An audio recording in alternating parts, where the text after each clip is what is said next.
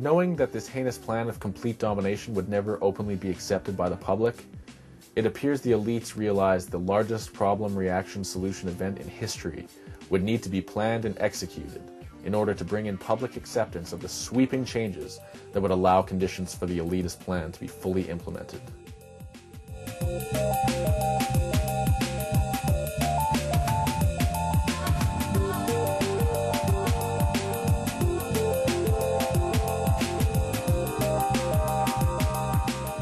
Immediately after the events of September 11, 2001, an outrageous conspiracy theory was promulgated upon the public consciousness.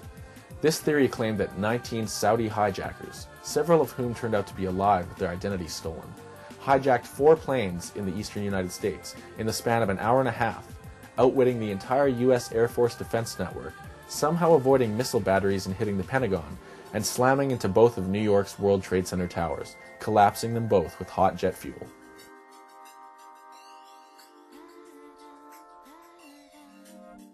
The 4th plane was taken down by brave, patriotic passengers, many of whom were able to call loved ones on both cellular and air phones.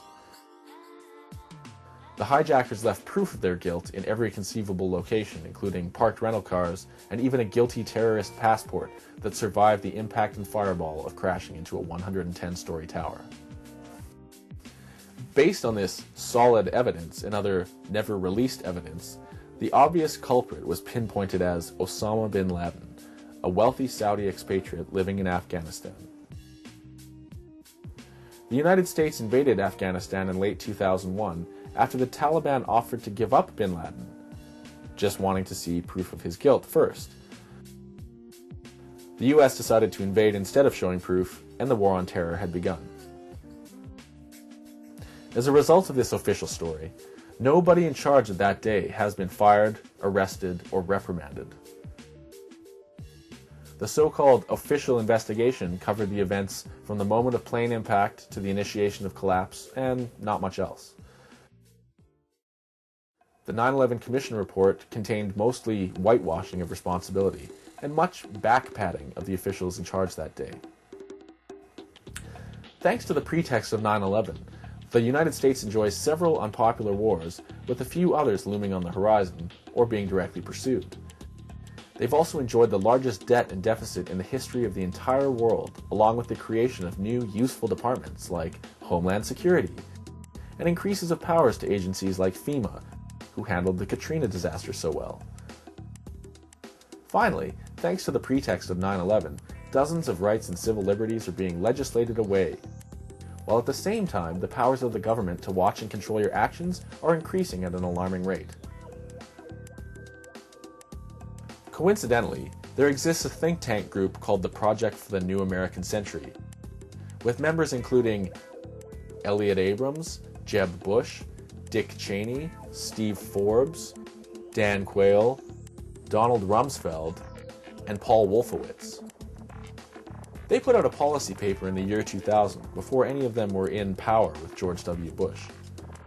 The paper was called Rebuilding America's Defenses, and in a section called Creating Tomorrow's Dominant Force, it's written, "Further, the process of transformation, even if it brings revolutionary change, is likely to be a long one, absent some catastrophic and catalyzing event, like a new Pearl Harbor." Several months later, many of the men in this think tank were now in positions of administrative power. 11 months after gaining that power, along came a catastrophic and catalyzing event, which has brought revolutionary change.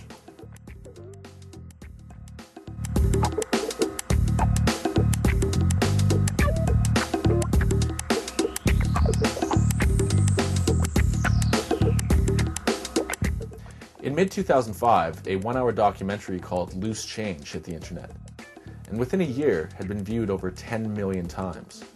Becoming a phenomenon, Loose Change spawned a second edition, a recut second edition, and very recently a final cut released in late 2007. Thomas Kean and Lee Hamilton are named as chairman and vice chairman of the 9/11 Commission. By December 16, 2002, 10 official members of the 9/11 Commission have been appointed.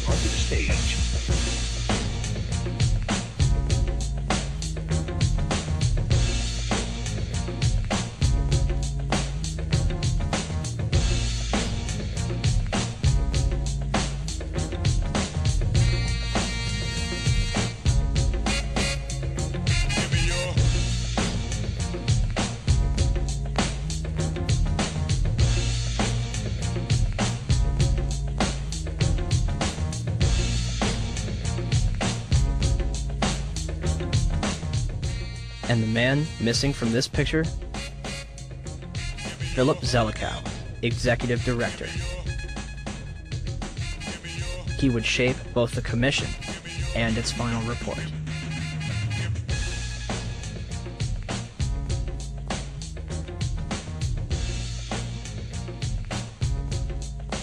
The 9/11 Commission begins its investigation with a time frame of 18 months and a starting budget of $3 million.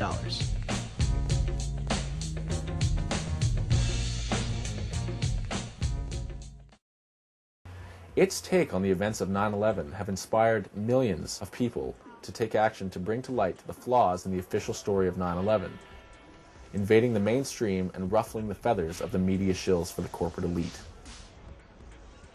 In 2006, we decided to visit New York for the 5th anniversary of the 9/11 attacks, to talk to people on the ground, experts in various fields of research, and investigate the truth.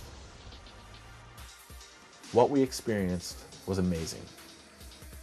We have to continuously ask questions. That's what a patriot does. That's what a true The day that we stop asking questions is the day that we have allowed the seeds of despotism to grow at our own door into a great tree that blinds us from the truth.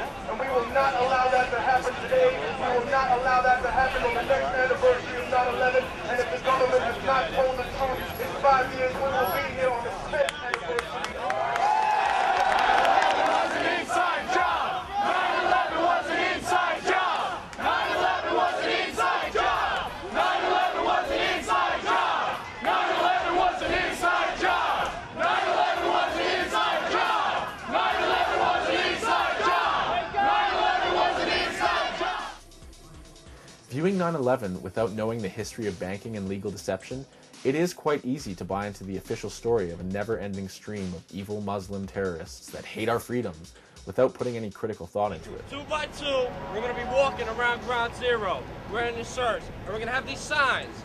We're going to give out signs right next to that, right in that corner. We can't have signs here. All right, no signs in this property. Again, I got another couple thousand, maybe 1,000 DVDs coming right now. We're going to give 5 DVDs to each person so that you can simply hand them out as you walk around.